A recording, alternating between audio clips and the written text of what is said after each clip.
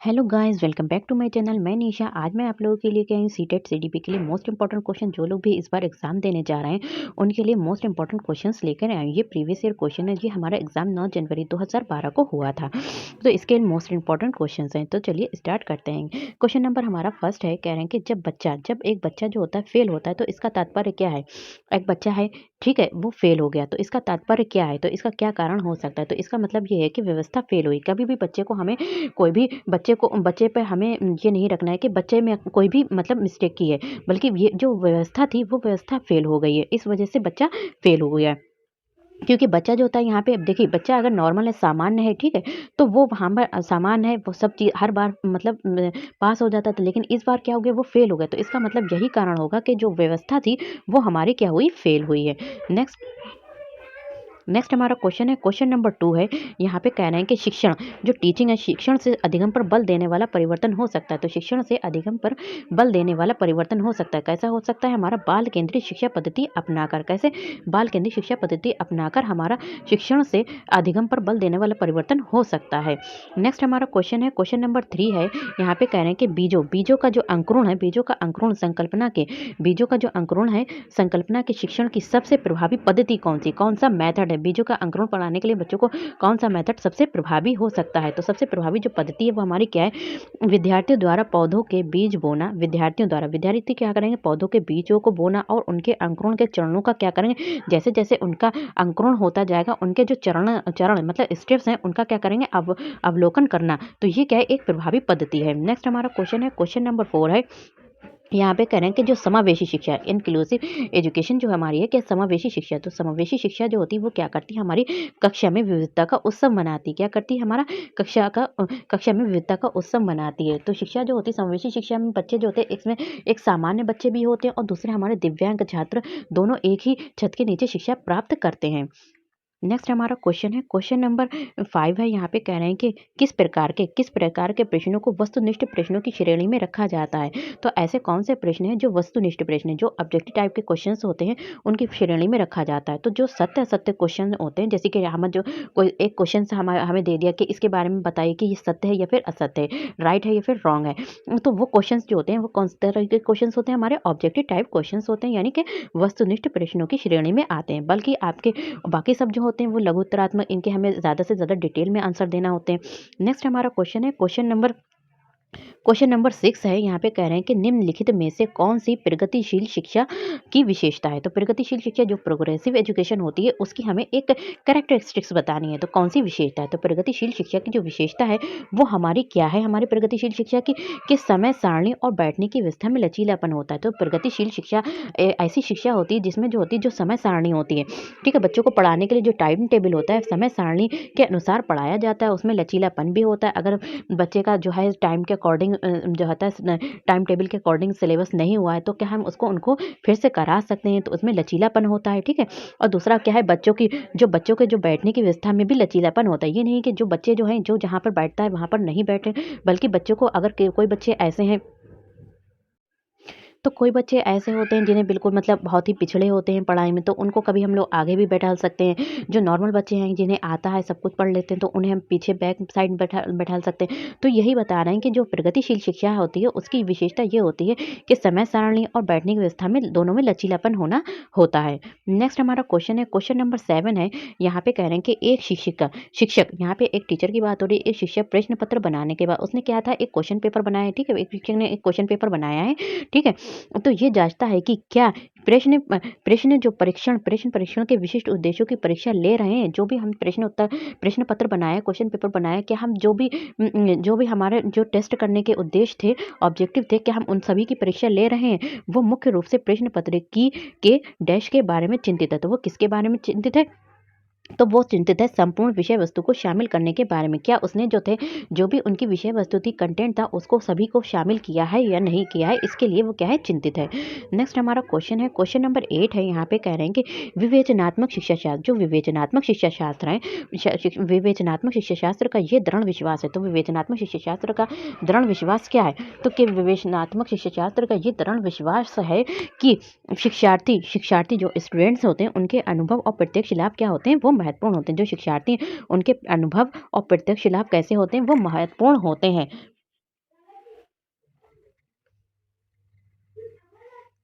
Next हमारा question है, question number 9 है। यहाँ पे कह रहे हैं कि जो विद्यालय आधारित आंकलन होता है, जैसे असेसमेंट होता है, विद्यालय आधारित मुख्य रूप से किस सिद्धांत पर आधारित होता है। देखिए विद्यालय में जो आंकलन होता है, बच्चे को इस टेस्ट किया जाता है, असेसमेंट किया जाता है, तो वो क्या होता है, मुख्य रूप से किस सिद्धांत पर आधारित है। तो वो हमारा किस सिद्धांत पर आधारित है, तो वो हमारा क्या है, बाहरी परीक्षकों की अपेक्षा शिक्षक अपने शिक्षार्थियों की क्षमताओं को बेहतर जानते हैं। हाँ, ये तो बिल्कुल बात ठीक है, क्योंकि अगर कोई भी हमारा बाहरी एग्जामिनर आ गया, ठीक है, बाहर से कोई एग्जामिनर आ जाता है या फिर कोई आ जाता है, तो क्या वो उन सभी बच्चों को 10 बच्चे हैं तो उनके बारे में जानता है? नहीं जानता है। वो उसको उस टाइम तो उसको चेक करके देख सकता है, लेकिन उनके बारे में पहले से नहीं जानता है कि कौन बच्चा किस तरीके से पढ़ने में अच्छा है या बुरा है।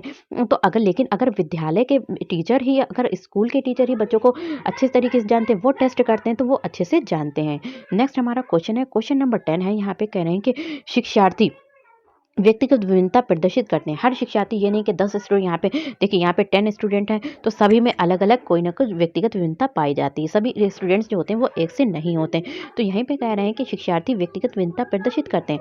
अतः शिक्षक को, जो टीचर है, तो शिक्षक को क्या करना चाहिए? तो शिक्षार्थी जो होते हैं व्यक्तिगत विभिन्नता प्रदर्शित करते हैं, इसलिए शिक्षक को क्या करना चाहिए? सीखने के विविध अनुभवों को उपलब्ध कराना चाहिए। यहाँ पे ये नहीं कि इन 10 बच्चों के लिए इन 10 बच्चों के लिए क्या एक ही विधि का प्रयोग किया जाएगा? नहीं, बल्कि जो बच्चे अच्छे हैं पढ़ने में, तो वो तो एक बार में समझ जाते हैं, लेकिन कुछ बच्चे ऐसे होते हैं, पिछड़े होते हैं, वो एक बार में नहीं समझते, फिर उनको अच्छे तरीके से समझाते हैं, फिर बहुत ही हल्के-हल्के तरीके से, धीमी गति से उनको पढ़ाया जाता है, अच्छे तरीके से समझाया जाता है, ताकि उनको अच्छे से समझ जाए। तो यहाँ पे कह रहे हैं कि शिक्षार्थियों में व्यक्तिगत विभिन्नता पाई जाती है, इसलिए शिक्षक को भी क्या करना चाहिए? अपने जो भी टीचिंग के मेथड होते हैं, उनको अलग-अलग यूज़ करने चाहिए अकॉर्डिंग टू स्टूडेंट। नेक्स्ट हमारा क्वेश्चन है, क्वेश्चन नंबर 11 है। यहाँ पे कह रहे हैं कि निम्नलिखित में से कौन सा विकास का सिद्धांत है? देखिए यहाँ पे डेवलपमेंट का सिद्धांत पूछ रहे हैं कि विकास का सिद्धांत कौन सा, निम्नलिखित में से कौन सा विकास का सिद्धांत है? तो विकास का सिद्धांत हमारा क्या है? सभी के विकास की दर समान नहीं होती है। तो ये हमारा क्या है? विकास का सिद्धांत है। क्यों है? क्योंकि ये देखिए, एक बच्चा 1 साल 1 ईयर का, एक ये यहाँ पे बच्चा, एक 1 ईयर का बच्चा एक यहाँ पे है। तो क्या आप लोगों ने देखा है कि उसकी जो विकास की गति है और दूसरे बच्चे की विकास की गति ये सेम है? क्या दोनों एक से ही वेट में, हाइट में, या फिर उनका जो भी लेंथ है, जो भी कोई चीज़ है, तो ठीक है, तो सब सेम है? तो दोनों बच्चे जो होते हैं वो अलग-अलग होते हैं, किसी की हाइट अलग है, तो किसी का वेट अलग है, तो दोनों का सेम नहीं है। इसलिए कहा गया है कि विकास की दर जो होती है वो समान नहीं होती, क्योंकि विकास की दर, देखिए किसी का विकास जो हो रहा है धीमी गति से हो रहा है, तो किसी का विकास जो होता है वो तेज़ गति से होता है। तो इसलिए कहा गया है कि विकास की दर जो होती है समान नहीं होती है। नेक्स्ट हमारा क्वेश्चन है, क्वेश्चन नंबर 12 है। ये हमारा मानव विकास, जो मानव का विकास होता है, डेवलपमेंट होता है, उसके क्षेत्र को, मानव का जो डेवलपमेंट है, एक देखिए एक मानव है, उसका विकास जो होता है वो किस तरी का कहाँ-कहाँ का होता है? तो कहाँ-कहाँ का विकास होता है? मानव का विकास जो होता है वो कहाँ-कहाँ होता है? एक तो उसका शारीरिक विकास होता है, दूसरा उसका संज्ञानात्मक, जो बौद्धिक विकास बोलते हैं जिसे, संज्ञानात्मक विकास होता है, तीसरा हमारा क्या है? संवेगात्मक विकास होता है, इमोशंस वाला, और चौथा हमारा क्या है? सामाजिक विकास होता है। नेक्स्ट हमारा क्वेश्चन है, क्वेश्चन नंबर 13 है। कह रहे हैं कि एक शिक्षिका पाठ्य वस्तु और फल सब्जियों के कुछ चित्रों का प्रयोग करती है। यहाँ पे एक शिक्षिका जो है क्या कर रही है? अपने कंटेंट को पढ़ाने के लिए उसने क्या किया? फल और सब्जियों के कुछ चित्रों का प्रयोग कर रही है। बच्चों को पढ़ाने के लिए वहाँ पे वो पिक्चर का यूज़ कर रही है, और अपने विद्यार्थियों से चर्चा करती, क्या करती है? बच्चों को से इस पे चर्चा करती है। विद्यार्थी इस जानकारी को अपने पूर्व ज्ञान से जोड़ते हैं। अब विद्यार्थी क्या करते हैं? जो उन्होंने पूर्व ज्ञान, उन्हें जो पहले से जानकारी पता है, ज्ञान है, तो उससे क्या करते हैं? अपने नए ज्ञान को, नवीन ज्ञान को जोड़ते हैं, और पोषण की संकल्पना को सीखते हैं। किसकी संकल्पना को सीखते हैं? पोषण की संकल्पना को सीखते हैं, क्योंकि यहाँ पे फल सब्जियों की बात हो रही है। तो ये उपागम डैश पर आधारित है। तो ये उपागम किस पर आधारित है? हमारे ज्ञान के निर्माण पर आधारित है। ज्ञान के निर्माण पर, क्योंकि इसमें जो होता है हमारा क्या होता है? बच्चे जो कुछ जानते होते हैं फल सब्जियों के बारे में, तो बच्चे जानते ही हैं, उनके बारे में वो जानते हैं, फिर हम उनको ये चित्र दिखाकर उनको क्या है कर रहे हैं? फिर से उस पे चर्चा कर रहे हैं। तो इससे बच्चों में क्या होती है? उनके मस्तिष्क में पिक्चर आ जाती है, और वो अच्छे तरीके से सीखते हैं, और इससे ज्ञान जो होता है वो क्या होता है? उनका स्थायी ज्ञान हो जाता है। नेक्स्ट हमारा क्वेश्चन है, क्वेश्चन नंबर 14 है। कह रहे हैं कि जब बच्चे की दादी, यहाँ पे बच्चे की दादी उसकी माँ की गोद से ले लेती, एक बच्चे की दादी है, उसको उसकी माँ की गोद से क्या करती? ले लेती, तो बच्चा क्या होता है? रोने लगता है। तो बच्चा डैश कारण, तो बच्चा किसके कारण रोने लगता है? तो बच्चा जो होता है वो किसके कारण रोता है? हमारा संवेगात्मक दुश्चिंता के कारण बच्चा जो होता है वो रोने लगता है। नेक्स्ट हमारा क्वेश्चन है, क्वेश्चन नंबर 15 है। कहना है कि शिक्षा के संदर्भ में अगर बात करते हैं कि एजुकेशन के संदर्भ में, शिक्षा के संदर्भ में समाजीकरण से क्या तात्पर्य है? तो शिक्षा के संदर्भ में हमारा क्या है? समाजीकरण से तात्पर्य है सामाजिक वातावरण में अनुकूल और समायोजन। शिक्षा क्या करती है? बच्चे को सामाजिक वातावरण में अनुकूल करती है, एडजस्ट करती है और समायोजन करती है। अनुकूल बन करती है और समायोजन करती है। तो शिक्षा समाजीकरण की प्रक्रिया को सरल बनाती है। ये जब बच्चा जो शिक्षा जिस बच्चे ने शिक्षा प्राप्त की है तो वो क्या है समाज में भी अपने अच्छे तरीके से एडजस्ट कर सकता है, क्योंकि शिक्षा के माध्यम से ही मनुष्य में क्या होता है सामाजिक मूल्यों का विकास होता है, आदतों का, व्यवहारों आदि को सीखता है। समाज में ही सब चीज़ें कहाँ सीखता है बच्चा, अगर बच्चे के आसपास कोई भी समाज ना हो, सोसाइटी ना हो, तो वो चीज़ें कैसे सीखेगा, वो किसी को से ये सब चीज़ें सीख ही नहीं सकता। इसलिए समाज भी इसके लिए इम्पोर्टेंट होता है और वो समाज के द्वारा ही अपने वातावरण को अपने व्यवहार को क्या करता है, व्यवहार करता है। समाज के अनुसार ही वो अपने व्यवहार को करता है, जो भी सीखता है समाज से। नेक्स्ट हमारा क्वेश्चन है, क्वेश्चन नंबर 16 है, कह रहे हैं कि एक राज्य स्तर यानी कि जो हमारा था स्टेट लेवल, एक राज्य स्तर की एक एकल गायन प्रतियोगिता के लिए विद्यार्थी को तैयार करते समय, विद्यार्थी यहाँ पे स्टूडेंट्स हैं, यहाँ पे देखिए गर्ल्स भी हैं और बॉयज़ भी हैं। तो विद्यार्थी को तैयार करते समय एक विद्यालय लड़कियों को वरीयता देता है। यहाँ पे देखिए गर्ल्स भी हैं और दूसरा हमारे बॉयज़ भी हैं। लेकिन यहाँ पे जो है जो हमारा विद्यालय है वो किसे वरीयता दे रहा है, यहाँ पे गर्ल्स को वरीयता दे रहा है। तो ये क्या दर्शाता है, तो ये हमारा दर्शाता है लैंगिक पूर्वाग्रह को दर्शाता है। क्या दर्शाता है, लैंगिक पूर्वाग्रह को दर्शाता है। नेक्स्ट हमारा क्वेश्चन है, क्वेश्चन नंबर 17 है, कह रहे हैं कि वाइगोस्की जो हमारे वाइगोस्की थे, वाइगोस्की बच्चों के सीखने में निम्नलिखित में से किस कारक को महत्वपूर्ण भूमिका पर बल देते थे। देखिए यहाँ पे 4 कारक देख रखे हैं, आनुवंशिकता दे रखी है, नैतिकता दे रखी है, सामाजिक और शारीरिक। तो यहाँ पे कह रहे हैं कि जो वाइगोस्की थे हमारे, वो बच्चों के सीखने में निम्नलिखित में से किस कारक की महत्वपूर्ण भूमिका पर बल देते थे। वाइगोस्की जो थे वो सामाजिक कारक पर बल देते थे। वो वाइगोस्की कहते हैं कि बच्चा जो भी सीखता है, बच्चे का संज्ञानात्मक विकास जो होता है, संज्ञानात्मक या फिर बौद्धिक विकास जो होता है वो कहाँ से होता है, समाज से होता है। तो वो जो भी बच्चा वाइगोस्की के अनुसार जो बालक है, बालक के संज्ञानात्मक की व्याख्या उसके सामाजिक सांस्कृतिक परिवेश के परिप्रेक्ष्य में करनी चाहिए। बच्चे का सामाजिक विकास जो होता है वो कहाँ होता है, बच्चे का संज्ञानात्मक विकास जो होता है वो समाज में होता है। नेक्स्ट हमारा क्वेश्चन है, क्वेश्चन नंबर 18 है। यहाँ पे कह रहे हैं कि एक शिक्षिका, यहाँ पे एक टीचर की बात हो रही है, एक शिक्षिका अपने शिक्षार्थियों की विभिन्न अधिगम शैलियों को संतुष्ट करने के लिए वैधीपूर्ण कार्यों का उपयोग करती है। तो वो डैश से प्रभावित है। तो वो किससे प्रभावित है, एक शिक्षिका क्या कर रही है, एक यहाँ पे टीचर है, वहाँ पे उसके 10 स्टूडेंट हैं मान लीजिए, तो वो अलग अलग शैलियों से बच्चों को क्या कर रही है, पढ़ा रही है। मतलब संतुष्ट करने के लिए उनको अलग अलग चीज़ों से संतुष्ट करने के लिए वैधीपूर्ण कार्यों का उपयोग करती है। तो वो डैश मतलब प्रभावित है, वो किससे प्रभावित है, हमारा किससे प्रभावित है, गार्डनर के बहुबुद्धि सिद्धांत से प्रभावित है। क्योंकि गार्डनर ने बताया था कि सभी बच्चों में बुद्धि जो होती है वो एक समान नहीं होती, सभी बच्चों की बुद्धि अलग अलग होती है, किसी में जो होती है। तो इसी के अनुसार जो है मतलब वो शिक्षिका जो है वो गार्डनर की बुद्धि के सिद्धांत से क्या है, प्रभावित है। इसलिए वो बच्चों को, सभी बच्चों को अलग अलग तरीके से बता रही है। नेक्स्ट हमारा क्वेश्चन है, क्वेश्चन नंबर 19 है। यहाँ पे कह रहे हैं कि एक शिक्षिका अपने आप में कभी भी प्रश्नों के उत्तर नहीं देती। बच्चे कोई भी आंसर पूछ रहे हैं, वो एक शिक्षिका क्या करती है, अपने आप में कभी भी प्रश्नों के उत्तर नहीं देती। वो अपने विद्यार्थी को उत्तर देने के लिए समूह चर्चाओं और सहयोगात्मक अधिगम अपनाने के लिए प्रोत्साहित करती है। यहाँ पे एक टीचर, देखिए एक टीचर है, बच्चे कोई भी आंसर पूछ रहे हैं तो वो नहीं दे रही, तो वो क्या कहती है, यहाँ पे जो टीचर है वो कह रही है कि विद्यार्थी को उत्तर देने के लिए कहती है समूह में चर्चा करो। कोई भी अगर आप लोगों को इसका आंसर चाहिए तो आप लोग समूह में चर्चा करिए, ग्रुप में चर्चा कीजिए, ठीक है, ग्रुप डिस्कशन कीजिए। या फिर सहयोगात्मक अधिगम अपनाने के लिए प्रोत्साहित करती है। सहयोगात्मक अधिगम तो ये उपागम डैश के सिद्धांत पर आधारित, तो ये उपागम जो है वो किस सिद्धांत पर आधारित है, तो सक्रिय भागीदारिता पर आधारित है। किस पे है, सक्रिय भागीदारिता पर आधारित है। यदि शिक्षिका अपने आप में कभी भी प्रश्नों के उत्तर नहीं देती है और यदि वो अपने विद्यार्थियों को उत्तर देने के लिए समूह चर्चाओं और सहयोगात्मक अधिगम को अपनाने के लिए प्रोत्साहित करती है, तो वो मतलब क्या है, तो वो ये उपागम जो है वो सक्रिय भागीदारिता के सिद्धांत पर आधारित है। नेक्स्ट हमारा क्वेश्चन है, क्वेश्चन नंबर 20 है, कह रहे हैं कि निम्नलिखित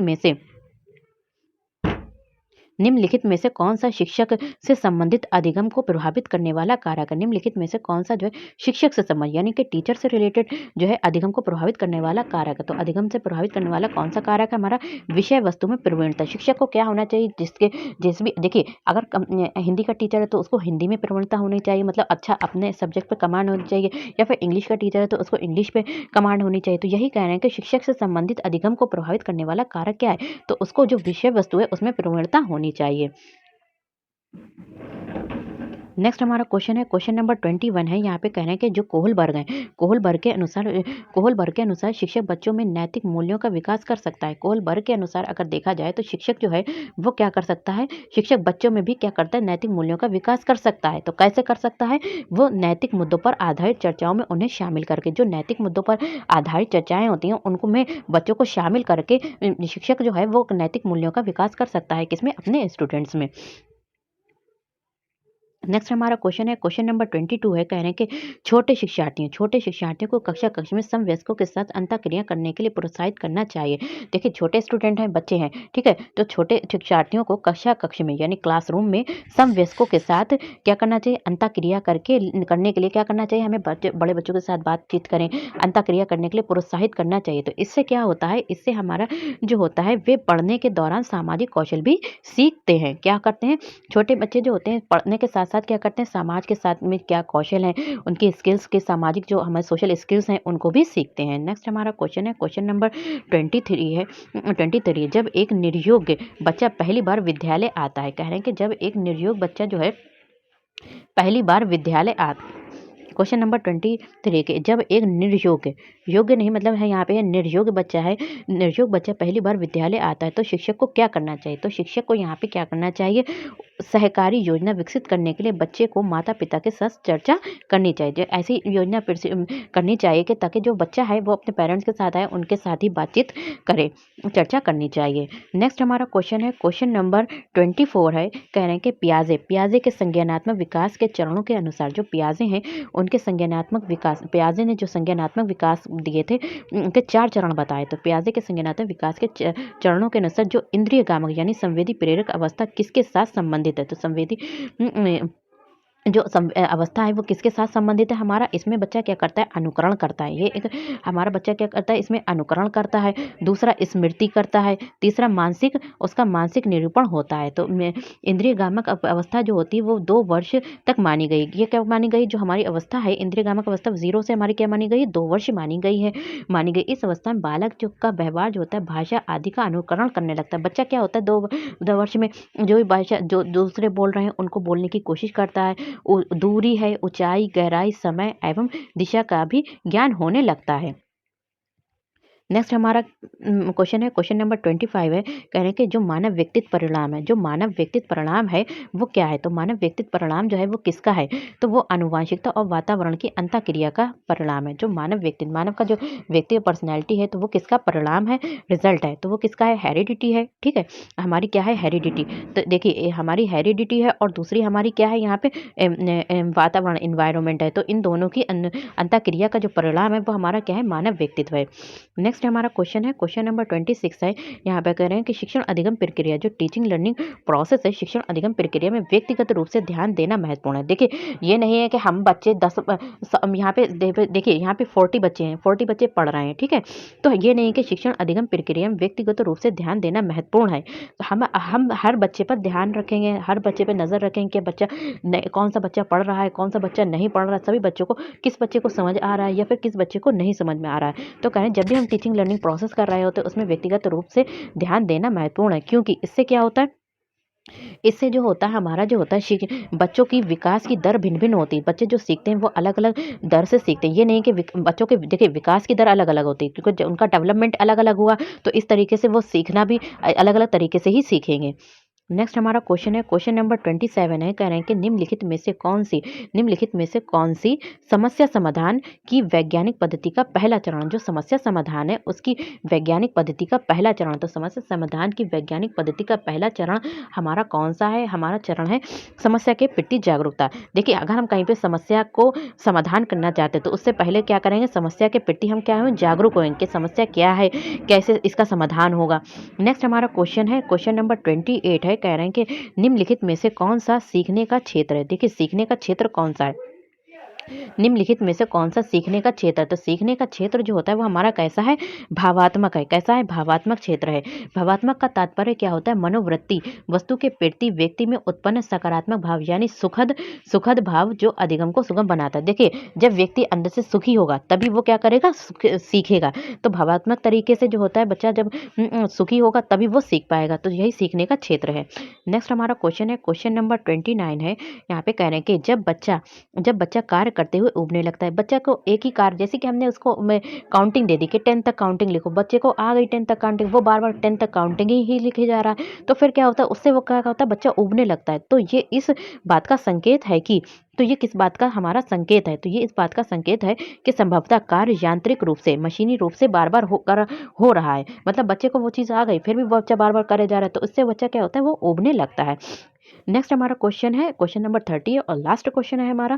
क्वेश्चन नंबर 30 है कि प्रायः प्रायः शिक्षार्थियों की त्रुटियां डैश की ओर संकेत करती है। देखिए, बच्चे जब भी त्रुटि करते हैं, गलती करते हैं, तो ये हमें बताता है ये किस ओर संकेत करती हैं। तो ये इस ओर संकेत करती हैं कि वे कैसे सीखते हैं। तो बच्चे जब जब जहाँ जहाँ पे गलती करते हैं तो हमें पता चलता है कि बच्चे इस तरीके से सीखते हैं। बच्चे ने गलती करी, हमने उसको ठीक कर दी, ठीक है, बच्चे ने नेक्स्ट टाइम गलती करी, फिर हमने उसको, तो हमें भी पता चल जाता है कि वो बच्चे कैसे सीख रहे हैं। तो वीडियो पसंद आए तो like share subscribe my channel. Thank you, have a nice day, best of luck your exam.